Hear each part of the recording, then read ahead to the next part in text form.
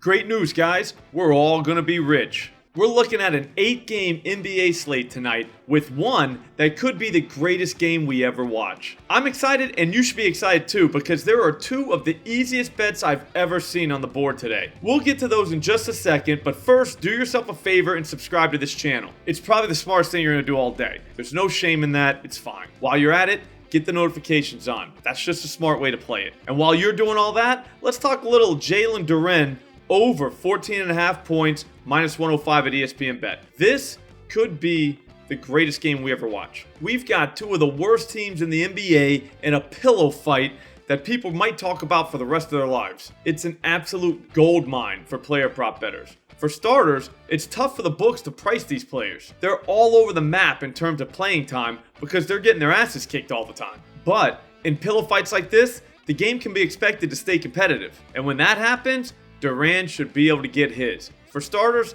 Durant is an absolute animal. Everybody knows that. He was inactive for a while back before Christmas, but since then he's played 14 games and he's been over this number 9 times. 9 times. One of the times he didn't quite make it was when he only played 22 minutes against the Rockets. He was out there trying his ass off, but the refs kept calling him for fouls. That wasn't his fault. Tonight, he's going to get a little bit of help from his opponent, the Charlotte Hornets. They don't defend bigs, like, at all. In fact, over the last 7 games, no team in the NBA has allowed more points to opposing centers than the Charlotte Hornets. We're talking 31 points per game here, people. Now, I know the haters are going to say Rudy Gobert only had 13 points against them last time out, but as usual, the haters are so blinded by hate that they can't see a good bet even when it's right in front of their face. In that game, Gobert only took 6 shots.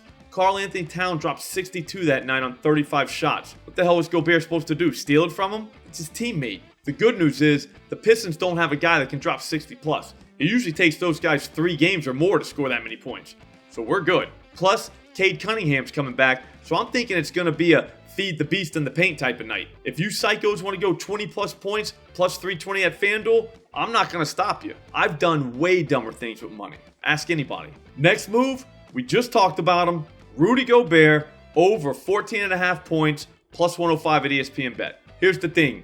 Rudy isn't much of a scorer, but this line's way too low, especially for this price. There's no way we should be getting plus money for this thing. Over his last 7 games, he's gone over this number 5 times. And in one of those games, Cat was ball hogging like nobody's ever seen before. It looked like Allen Iverson out there. I know he scored 62 points, but keep in mind, he took 35 shots and they still lost to the Charlotte Hornets. That's not good. Tonight, I think the plan should be simple. Get the ball to the big guy in the paint. The Washington Wizards will just let you have it. On the season, only one team in the entire NBA allows more points in the paint than the Washington Wizards. We're talking 58 per game here. Why take shots from the outside when you can just dunk on them? It makes sense. Nikola Jokic just dropped 42 on him the other night, and he didn't even attempt a 3. I'm not saying Gobert's Joker, but we don't need a 40 burger. We're talking 15 points here. Wemby just went for 24 on him, and he only played 27 minutes. And he's a rookie. Hell, recently, our guy Jalen Duren hung 20 points on him, and he only played 26 minutes that night. Kid only took 8 shots that game.